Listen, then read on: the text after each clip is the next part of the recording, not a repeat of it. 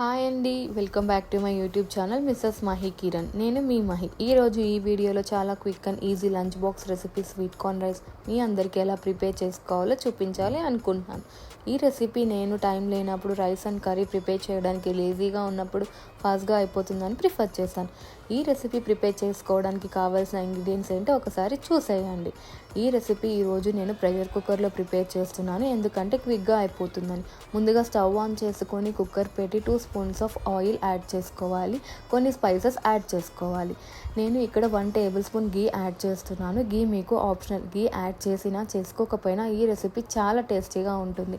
కొంచెం oil heat అయ్యాక 1 onion, 4 పచ్చిమిర్చి, 1 టేబుల్ స్పూన్ పసుపు, 2 స్పూన్ల ఉప్పు వేసుకొని బాగా మిక్స్ చేసుకోవాలి. ఆనియన్ పచ్చిమిర్చి ఫ్రై అయ్యాక నేను ఇక్కడ 1 టేబుల్ స్పూన్ అల్లం వెల్లుల్లి పేస్ట్ యాడ్ చేస్తున్నాను. అల్లం వెల్లుల్లి పేస్ట్ యాడ్ చేసాక స్టవ్ మీడియం ఫ్లేమ్లో పెట్టుకొని, ఎందుకంటే కింద అడుగంటేస్తుంది. ఇక్కడ నేను సన్నగా తరిగినటువంటి టమాటాలు 2 యాడ్ చేసుకొని మిక్స్ చేస్తున్నా. అవి కొంచెం వేగాక స్వీట్ కార్న్ 1 పీల్ చేసుకొని బాగా వాష్ చేసుకొని యాడ్ చేయాలి. 2 మినిట్స్ తర్వాత 1 స్పూన్ కారం, 2 స్పూన్ల ధనియాల పొడి, 1 స్పూన్ గరం మసాలా వేసుకొని మిక్స్ చేసుకోవాలి.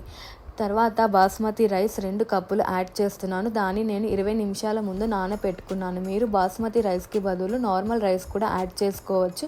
సేమ్ ఇలానే 2 కప్పుల రైస్కి 3.5 కప్పుల వాటర్ యాడ్ చేసుకోండి. వాటర్ ఎక్కువ అవ్వకుండా చూసుకోండి, ఎందుకంటే వాటర్ ఎక్కువ అవ్వడం వల్ల రైస్ మెత్తగా అయిపోతుంది, అంత టేస్టీగా అనిపించదు మనకి.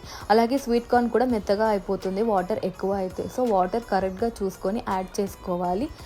వాటర్ అంతా యాడ్ చేసుకున్న తర్వాత చివరిగా ఒకసారి సాల్ట్ చెక్ చేసుకొని, నేను ఇక్కడ పుదీనా యాడ్ చేస్తున్నాను ఫ్లేవర్ కోసము. పుదీనా యాడ్ చేశాక కుక్కర్కి మూత పెట్టేసి క్లోజ్ చేసేయండి. జస్ట్ 2 విజిల్స్ మీడియం ఫ్లేమ్లో రానివ్వండి.